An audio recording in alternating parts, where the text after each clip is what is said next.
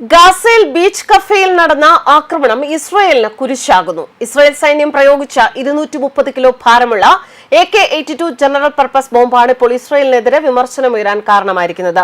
ഗാസയിൽ ഇസ്രായേൽ സൈന്യം പ്രയോഗിച്ചത് വൻ പ്രഹരശേഷിയുള്ള ബോംബുകൾ എന്നാണ് റിപ്പോർട്ടുകൾ.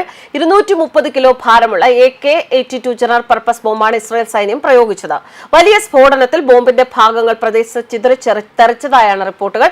ഇത്തരമൊരു ആയുധം ഉപയോഗിക്കുന്നത് നിയമവിരുദ്ധമാണ് എന്നും അത് ഒരു യുദ്ധക്കുറ്റമായി കണക്കാക്കാം എന്നും അന്താരാഷ്ട്ര നിയമ വിദഗ്ധർ നിരീക്ഷിക്കുന്നു. വലിയ തോതിൽ കുട്ടികൾ, സ്ത്രീകൾ, പ്രായമായവർ ഇവരൊക്കെ ധാരാളമുള്ള ആക്രമണം നടന്ന മേഖലകളിൽ ആയതുകൊണ്ടാണ് ഇത്തരത്തിലൊരു നിരീക്ഷണം വന്നിരിക്കുന്നത്. മേഖലയിൽ നിന്ന് അൽബഖ കഫേയുടെ ചിത്രങ്ങളിൽ സ്ഫോടനം നടന്ന മേഖലയിൽ നിന്ന് അവശിഷ്ടങ്ങളിൽ നിന്നുള്ള ആയുധത്തിന്റെ ഭാഗങ്ങൾ കണ്ടെത്താൻ സാധിച്ചിരുന്നു.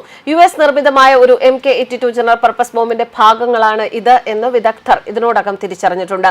അൽബഖ കഫേയിൽ നടന്ന ആക്രമണത്തിൽ 36ഓളം പേർ കൊല്ലപ്പെട്ടതായാണ് വിവരം. ഡസൻ കണക്കിന് പേർക്ക് പരിക്കേറ്റതായും ആരോഗ്യവകുപ്പ് ഉദ്യോഗസ്ഥർ സ്ഥിരീകരിച്ചിട്ടുണ്ട്. കൊല്ലപ്പെട്ടവരിൽ പ്രശസ്ത ചലച്ചിത്ര നിർമ്മാതാവും കലാകാരനും 35 വയസ്സുള്ള ഒരു വീട്ടമ്മയും 4 വയസ്സുള്ള ഒരു കുട്ടിയും ഉൾപ്പെടുന്നതായിട്ടാണ് റിപ്പോർട്ടുകൾ.